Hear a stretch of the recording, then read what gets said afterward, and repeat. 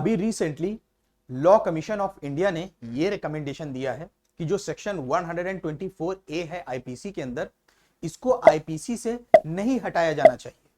उनका यह कहना है कि इसको आईपीसी के अंदर मौजूद रहना चाहिए।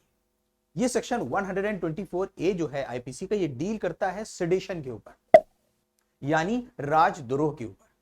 ये चैप्टर 6 ऑफ आईपीसी के अंदर आता है और ये जो चैप्टर 6 है आईपीसी का, ये डील करता है ऑफेंसेस अगेंस्ट द स्टेट, राज्य के अगेंस्ट किए गए अपराधों के ऊपर। तो सेडिशन जो है उनमें से एक है। सेडिशन के अंदर होता क्या है, जो ऑब्जेक्ट है सेडिशन का, यानी सेक्शन 124 का जो ऑब्जेक्ट है वो ये है कि अगर कोई इंसान ऐसी बात बोल के, कह के, लिख के, ट्वीट करके, कार्टून बना के करता है जिससे लोगों के दिल के अंदर गवर्नमेंट के अगेंस्ट जो है नफरत पैदा होने लगती है या डिसलाइकिंग पैदा होने लगती है, और वो इंसान इस चीज को इस नियति से करता है ताकि लोग जो है रिबेल करें, वायलेंस का इस्तेमाल करें, हिंसा का इस्तेमाल करें।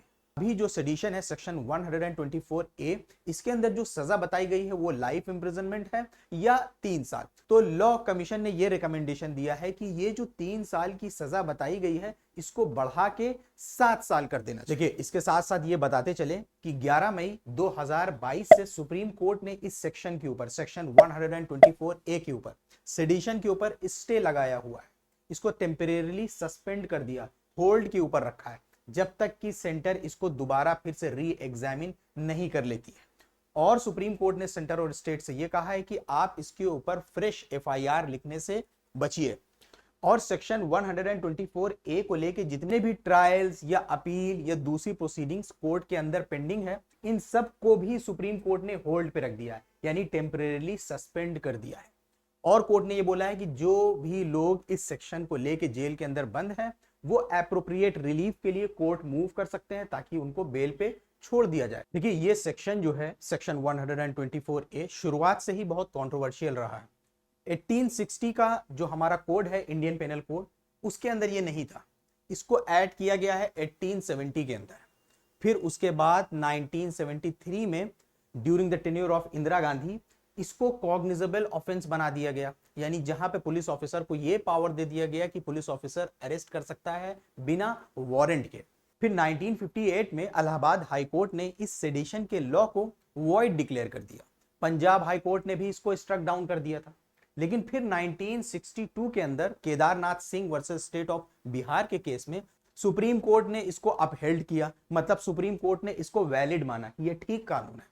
लेकिन यह कहा, ये सेक्शन तब अप्लाई होगा जब इंसाइटमेंट टू वायलेंस होगा, कि हम लोगों को इंसाइट कर रहे हैं, प्रोवोक कर रहे हैं हिंसा की तरफ।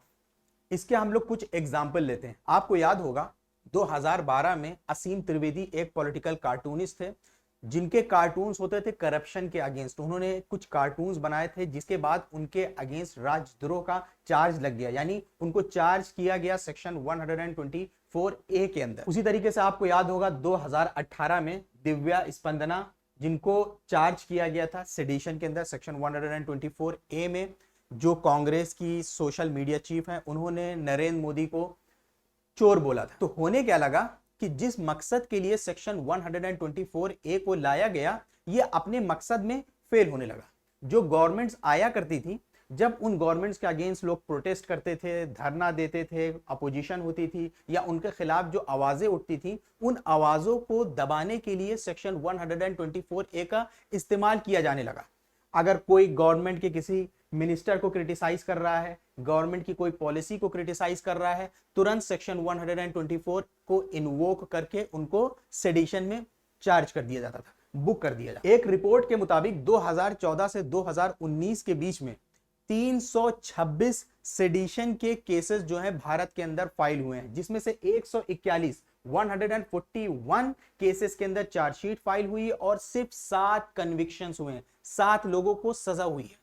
तो इस वजह से इसको लेके काफी वक्त से आवाज उठ रही थी कि इस सेक्शन को हटाया जाना चाहिए, ये इंसान के फ्रीडम ऑफ स्पीच को रोकता है। बट लॉ कमीशन ने क्या रिकमेंडेशन दिया कि इसको स्टैट्यूट बुक्स के अंदर, यानी इसको आईपीसी के अंदर मौजूद रहना चाहिए। लॉ कमीशन के इस रिकमेंडेशन के आने के बाद 2 जून 2023 को जो यूनियन लॉ मिनिस्टर हैं अभी, अर्जुन मेघवाल, उन्होंने ये बोला कि ये जो लॉ कमीशन का रिकमेंडेशन है ये हमारे ऊपर बाइंडिंग नहीं है, इसके ऊपर हम कंसल्टेशन करेंगे, उसके बाद जो फैसला होगा वो लिया जाए। आई होप कि आपके काफी डाउट्स क्लियर हुए होंगे इस वीडियो में। आज की वीडियो में बस इतना ही। Have a good day.